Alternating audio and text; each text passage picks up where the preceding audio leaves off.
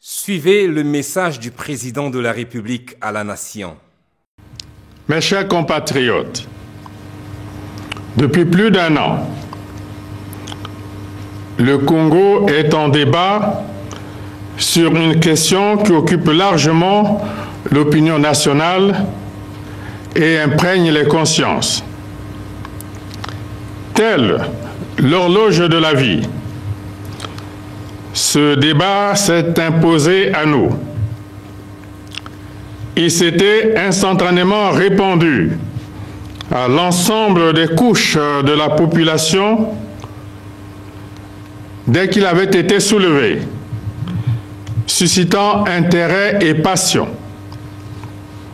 Aujourd'hui encore, il retient toute l'attention des hommes et des femmes politiques de notre pays. Ce débat, c'est celui portant sur l'évolution des institutions de notre République. Tout bien considéré, il se pose dans des termes simples, à savoir, faut-il changer ou non la Constitution en vigueur dans notre pays? Interpellé maintes fois par vous, mes chers compatriotes, j'ai appelé à des consultations républicaines des dirigeants, délégués des partis politiques, des associations de la société civile et des autres forces vives de la nation qui ont répondu nombreux à mon invitation, m'ont partagé leurs convictions sur la question. Une très large majorité a soutenu devant moi qu'il y a nécessité et urgence à faire évoluer les institutions de la République au fin de les adapter au nouveau contexte socio-économique de notre pays. Selon les défenseurs de cette opinion, la poursuite harmonieuse du développement du Congo en dépend. D'autres dirigeants, peu nombreux, m'avaient dit leur opposition à l'idée de faire évoluer en profondeur les institutions de la République. Cependant, ils n'écartaient pas la possibilité de procéder à quelques aménagements de celle-ci en tant que de besoin. Le débat engagé étant celui des Congolais. Entre eux, il était de mon devoir de créer les conditions pour qu'ils se parlent directement. Cela fut fait avec la convocation du dialogue national à Sibiti du 13 au 17 juillet de cette année. Dialogue consacré non seulement aux institutions, mais aussi à la problématique de la gouvernance électorale au Congo.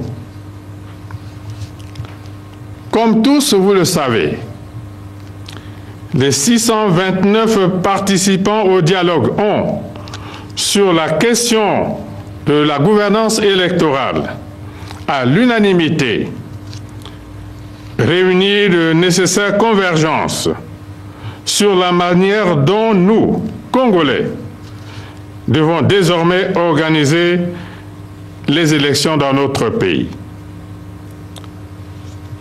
Dans le même esprit fraternel et citoyen, les participants au dialogue ont, par consensus, selon leurs propres termes, opté pour les réformes institutionnelles, s'en remettant au président de la République, initiateur du dialogue, pour qu'il en tire les conséquences conformément à ses prérogatives constitutionnelles.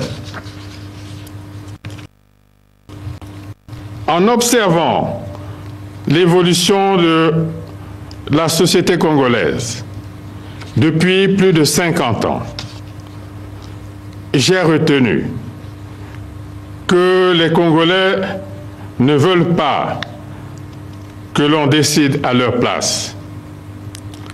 Ils ne veulent pas qu'on leur impose un idéal. Ils ne veulent pas non plus qu'on restreigne ou qu'on les prive de leur liberté. Ils veulent être entendus sur les choix qui engagent leur avenir. Ils veulent être libres de dire oui ou non s'il y a un choix à faire les concernant. Ils veulent tous être respectés parce qu'ils sont congolais et fiers de l'être. Conscient de tout cela et dans la perspective d'apporter la réponse à la sollicitation des participants au dialogue national de Sibiti, j'ai interrogé la Cour suprême en sa qualité de conseil du gouvernement et requis l'avis de la Cour constitutionnelle sur la possibilité d'organiser un référendum sur l'évolution des institutions de la République. Ces deux hautes juridictions m'ont répondu positivement. Mes chers compatriotes, en me fondant sur le premier alinéa de l'article 3 de la Constitution, qui stipule que la souveraineté nationale appartient au peuple, qu'il exerce au moyen du suffrage universel par ses représentants élus ou par voie de référendum, et sur le troisième alinéa de l'article 110 de la Constitution, qui attribue l'initiative des référendums au président de la République, concurremment avec le Parlement, j'ai décidé de donner la parole directement au peuple afin qu'il se prononce sur le projet de loi énonçant les principes fondamentaux de la République, définissant les droits et devoirs des citoyens et fixant les nouvelles formes d'organisation et les nouvelles règles de fonctionnement de l'État. Après adoption du projet de constitution qui sera élaboré par une commission mise en place à cet effet, le gouvernement déterminera les modalités de convocation du scrutin référendaire qui aura lieu dans un proche horizon. Congolaises, Congolais, mes chers compatriotes, allons donc aux urnes. Décider nous-mêmes de notre avenir. C'est l'authentique exigence de la démocratie que nous avons voulu et instaurée dans notre pays au début des années 1990. L'aventure et le désordre ne relèvent pas de la démocratie. Ils n'ont aucune place dans la République et ne sauraient être tolérés. Que tous les hommes et toutes les femmes politiques retiennent, comme moi, que les Congolais n'ont pas besoin de violence. Ils n'ont pas besoin d'être instrumentalisés.